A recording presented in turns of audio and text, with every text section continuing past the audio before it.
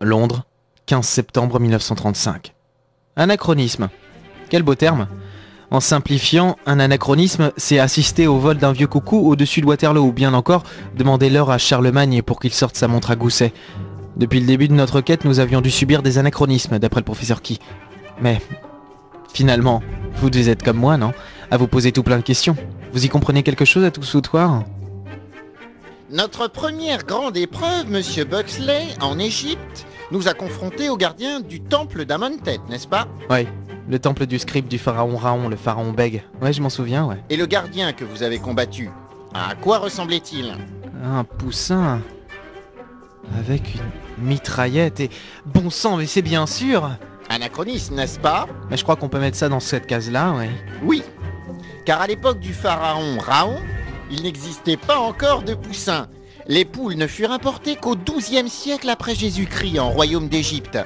Avant, c'était impossible. Les crocodiles du Nil bouffaient tout. Tout ceci me paraît comme une sorte de revisite de l'histoire, si vous me permettez cette expression alambiquée.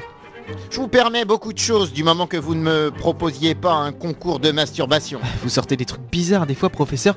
On a du mal à vous cerner. Alors, quelles sont vos conclusions? Nous cherchons deux pierres précieuses, les yeux de l'ange bleu, n'est-ce pas? Qui aurait le plus avantage à récupérer ces pierres, hormis nous et la baronne Van Schmoll, bien entendu? Un mec qui a besoin de 2 yeux de verre? Mais non, réfléchissez. Et si nous entrions dans un domaine plus ésotérique qu'archéologique? Si le domaine dans lequel on doit rentrer se finit en hic, je préférerais érotique, si j'ai le choix, bien entendu. Jamais nous n'avons réellement regardé au-dessus de nos têtes, Monsieur Buxley. Pas pour y voir le ciel, mais pour y deviner autre chose. Dieu, ou le diable, ou l'ange bleu lui-même, qui sait? Mais quelqu'un joue avec nous.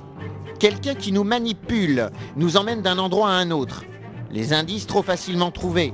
Vous allez voir. Tentons une expérience. Plaignez-vous, menacez de partir. Que je menace? Oui, de ne pas continuer la quête. Allez, allez! Eh bien, oh là là, j'en ai marre.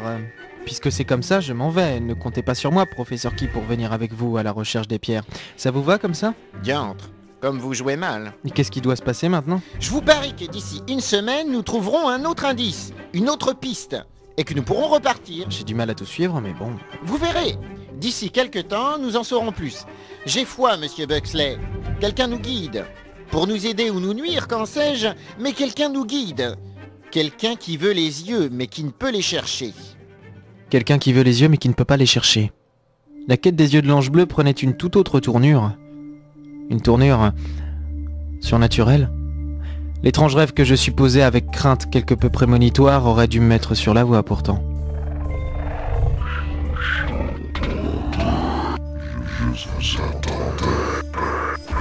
Et cette voix grave, rauque, imposante résonnait dans ma tête pendant que j'arpentais les couloirs vides de la St. James High School. Je me suis arrêté à une fenêtre et j'ai jeté un bref coup d'œil dans le grand jardin.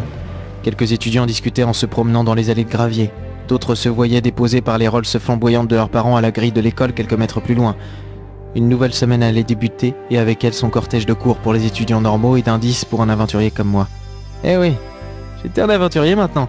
J'avais visité l'Inde, l'Afrique, l'Égypte, les steppes mongoles, Berlin... Ouais, ça c'est beaucoup moins exotique par contre, je vous l'accorde, mais tout de même, j'avais quitté le professeur 1 heure plus tôt, le laissant parmi ses bouquins et ses suppositions douteuses. Dieu, le diable, ou même l'ange bleu. Depuis le début, nous manquions d'une chose la plus importante, la liberté d'agir. Quelqu'un ou quelque chose nous menait en bateau alors? C'était complètement fou. Mais en même temps, je suis en train de vous parler à vous derrière votre poste alors que moi je suis encore en 1935 à Londres. Si c'est pas fou ça, je veux bien entendre une chef bêler dans les couloirs. D'accord, on va dire que ça peut exister. Bon, de toute façon, il était trop tard pour se perdre dans des réflexions maladives. La nuit était déjà tombée sur Big Ben et avec elle le fog, ce brouillard impénétrable et oppressant. Je suis sorti dans Londres avec la merveilleuse impression de ne pas faire le mur. Je n'étais plus étudiant, à dire vrai, donc plus soumis à la loi tyrannique de la St. James High School. J'ai fait un tour dans les rues, Piccadilly, Big Ben, le palais de Buckingham. Quelque chose me gênait dans toute cette histoire. Peut-être cette sensation de ne plus être maître de quoi que ce soit, de ne plus savoir dans quelle direction où aller. J'ai dû finir ma nuit dans un caniveau complètement bourré après avoir visité des clubs clandestins et fait la causette à des femmes de peu de foi. Quoique, Leur foie devait être assez conséquent et si l'on considère la quantité de l'alcool qu'elles avaient pu ingurgiter en ma compagnie. Le soleil n'était pas encore tout à fait levé lorsque j'ai ouvert les yeux totalement défaits, mal fagotés, le feu tremblait sur la tête. J'ai rejoint l'école. Dans la chambre, Ashton ronflait encore et il n'avait plus qu'une heure à ronfler avant que son réveil ne l'extirpe dans ses doux rêves de dinosaure. Une nouvelle semaine s'écoula au milieu de livres, coincé entre le visage rond et rouge du professeur et celui fin et doux de Laura. Les pages furent tournées, les coins écornés, l'encre étalée par des pouces et des index en sueur. Les jours passèrent, le professeur étudiant minutieusement les répliques rapportées des steppes mongoles, deux magnifiques copies de ce que devaient être les yeux de l'ange bleu. Et le jeudi 26 septembre, enfin, dans le bureau du professeur Key. Professeur, désolé de vous le dire, mais là on commence franchement à tourner en rond. Le professeur marchait effectivement en rond. Je sais. Bugs, j'espère pour vous que c'est pas votre main là que je sens sur ma cuisse. Désolé, je l'avais prise pour la coudoir de mon fauteuil. Parce que vous en connaissez beaucoup, vous, des fauteuils dont la coudoir vous oblige à tendre le bras pour l'atteindre. Quand j'avais 5 ans, oui, j'étais drôlement petit et les fauteuils me paraissaient drôlement grands. Il ne faut pas perdre espoir, les enfants. Nous trouverons bien un indice.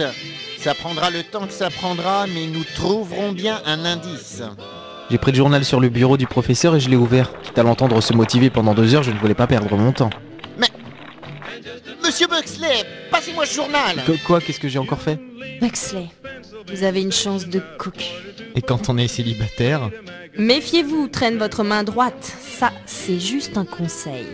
Monsieur Buxley vient de nous mettre sur une nouvelle piste. Je vous aime.